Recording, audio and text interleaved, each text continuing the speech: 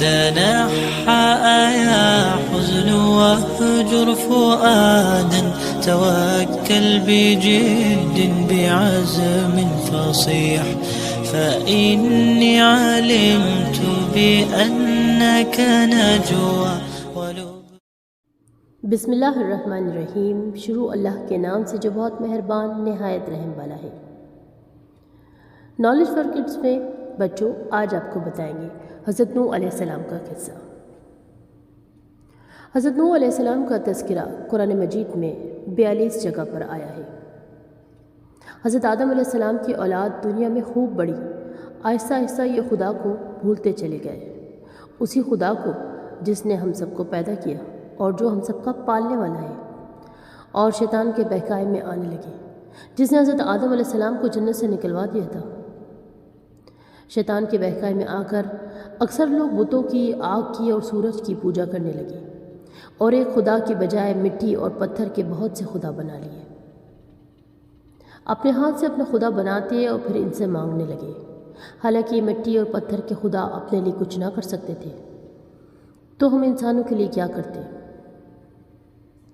اور اللہ تعالیٰ جو اپنے بندوں سے بڑی محبت رکھتا ہے، اس کو یہ کبھی گوارا نہیں ہوا کہ اس کے بندے شیطان کے بہکائے میں آ کر اللہ کے علاوہ کسی اور کی عبادت کرنے لگیں۔ اس لیے اللہ تعالیٰ نے مرنے کے بعد ایسے لوگوں کی سزا منتخب کری ہے کہ وہ آگ میں جلائے جائیں گے، جو لوگ اللہ کے علاوہ کسی اور کو اپنا معبود قرار پائیں گے۔ اللہ پاک نے حضرت نوح علیہ السلام کو اپنا نبی بنا کر بھیجا۔ اس زمانے میں لوگوں کی عمریں بہت بڑی بڑی ہوا کرتی تھیں۔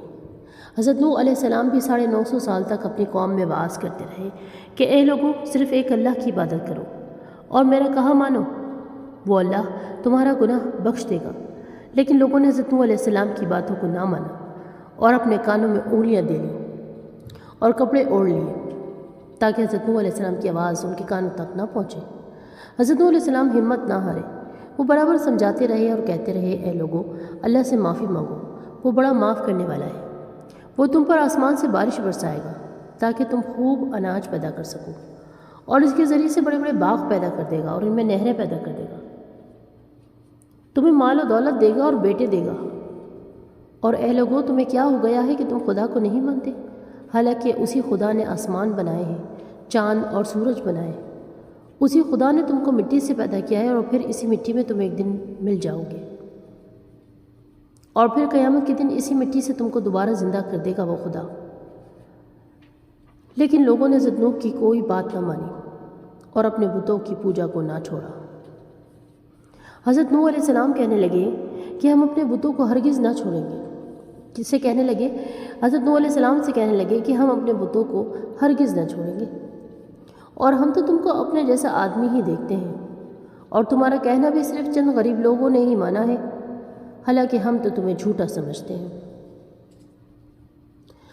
اس پر حضرت نوح علیہ السلام نے کہا کہ اے میری قوم، میں تم کو جو نصیحت کرتا ہوں اس کے بدلے میں تم سے کوئی مال و دولت تو نہیں چاہتا، اور جو غریب آدمی مسلمان ہوئے ہیں اور اللہ پر ایمان لائے ہیں، ان کو میں اپنے پاس سے تمہارے کہنے سے نکالوں گا نہیں۔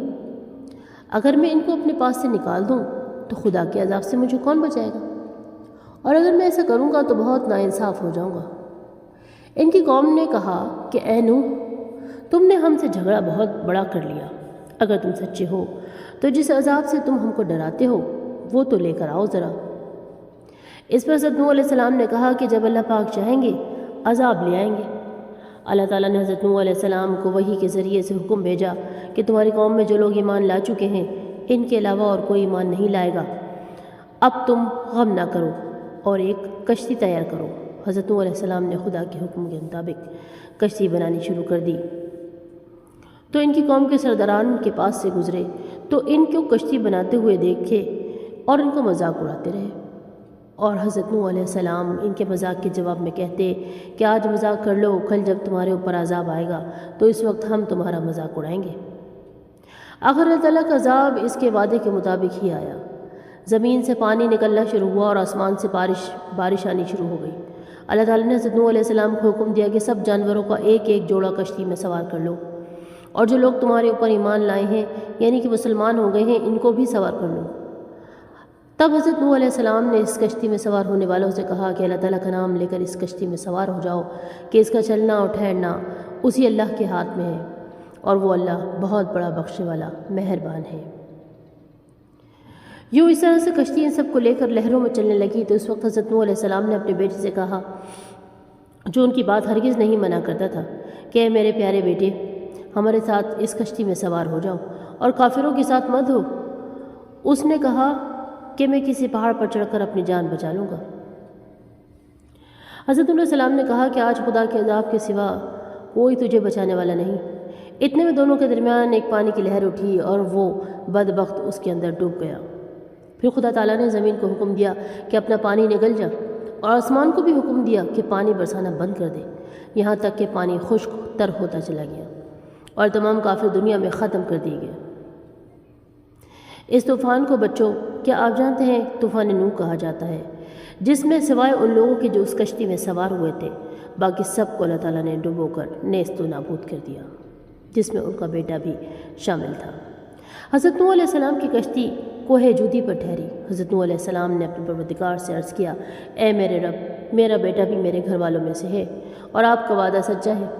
یعنی کہ حضرت نوح علیہ السلام کا مطلب تھا کہ اے اللہ، آپ نے وعدہ فرمایا تھا کہ تیرے گھر والوں کو اس طوفان سے بچا لوں گا، پھر میرا بیٹا کیوں ڈوب گیا؟ تو خداوند تعالیٰ نے فرمایا کہ اے نوح، تیرا بیٹا تیرے گھر والوں میں سے نہیں تھا، کیونکہ اس کے عمل اچھے نہیں تھے۔ میں تجھ کو نصیحت کرتا ہوں کہ ایسی بات نہ کر جو تیرے علم میں نہیں ہے، اس لیے کہ کنعان اللہ کے علم ازلی میں کافر تھا۔ کنعان ان کے بیٹے کا نام تھا جو ان پر ایمان نہ لاتا تھا، اس لیے اللہ تعالیٰ تو پہلے سے قدرت رکھتے تھے کہ وہ کافر ہے اور وہ کبھی ایمان نہ لائے گا، جبکہ بات نوح علیہ السلام کے علم میں نہ تھی۔ حضرت نوح علیہ السلام نے اللہ تعالیٰ پاک سے توبہ کی اور اپنے کہنے کی معافی چاہی۔ اللہ پاک نے ان کو معاف کر دیا اور حکم دیا کہ اے نوح، ہماری طرف سے سلامتی اور برکتوں کے ساتھ اس کشتی سے اب نیچے اتر آؤ۔ اس کے بعد حضرت نوح علیہ السلام کی امت سے دنیا بچی اور آہستہ آہستہ ان کے بال بچے آباد ہوتے چلے گئے، اور یہ سب لوگ خدا تعالیٰ کی اطاعت کرتے رہے۔ زمانے پہ زمانہ گزرتا چلا گیا اور آہستہ آہستہ شیطان نے پھر بہکانا شروع کر دیا، تو یہ لوگ خداوند تعالیٰ کو بھولنے لگے۔ حضرت نوح علیہ السلام جو اللہ تعالیٰ کے اتنے بڑے پیغمبر تھے، اپنے بیٹے کو اس کے برے کاموں کی وجہ سے اللہ تعالیٰ کے عذاب سے نہ بچا سکے۔ تو پیارے بچوں، کیا اس کہانی سے ہمیں یہ سبق نہیں ملتا کہ اس سچے واقعے سے، سچے پیغمبر کے سچے واقعے سے ہمیں یہ سبق نہیں ملتا کہ ہمارے ماں باپ اللہ تعالیٰ کے کتنے ہی بڑے ولی کیوں نہ ہوں، اگر ہمارے عمل اچھے نہ ہوں تو وہ اللہ ہم کو کبھی معاف نہ کرے گا، وہ اللہ ہمیں بھی ضرور عذاب سے نوازے گا، جس طرح سے اللہ تعالیٰ نے حضرت نوح کے بیٹے کو طوفان نوح میں ڈبو دیا۔ ہم کو اپنے بزرگوں کے نیک عمل کا سہارا نہیں لینا چاہیے، بلکہ اللہ اور اس کے رسول صلی اللہ علیہ وآلہ وسلم کے بتائے ہوئے کاموں پر عمل کر کے نیک انسان بننا چاہیے۔ اسی وجہ سے اللہ تعالیٰ نے قرآن مجید میں کہا ہے کہ اگر تم ایک ذرہ برابر بھی نیکی کرو گے تو اس کا بدلہ ہم تم کو دیں گے، اور اگر ایک ذرہ برابر بھی برا عمل کرو گے تو وہ بھی تمہارے سامنے ضرور لا کھڑا کریں گے۔